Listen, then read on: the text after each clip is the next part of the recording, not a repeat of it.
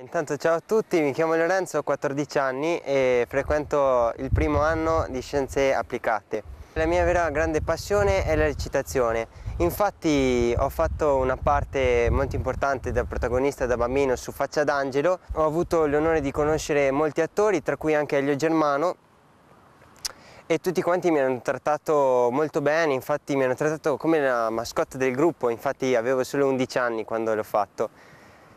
E Elio Germano è stato molto simpatico, infatti durante una mia ripresa è venuto perché anche lui dopo doveva fare una ripresa ed era tutto quanto pieno di pelucchi. E la costumista gli ha detto: ma com'è possibile che tu sei tutto quanto pieno di pelucchi? E ho detto: beh, sono appena fatto una rapina. E allora tutti quanti si sono messi a ridere. Dopo Faccia d'Angelo ho fatto anche delle altre partecipazioni, ad esempio su un cortometraggio contro i tagli alla cultura di Marcello Valerio, che è cura dei servizi per Lucignolo, e anche una partecipazione in Lacrime delle Dolomiti di Sesto con la Filangeri. Poi mi sono iscritto anche al teatro della mia città perché queste occasioni mi sono piaciute molto, e vista l'altezza ho potuto anche fare alcune sfilate di moda e anche dei servizi fotografici. Misso Veneto.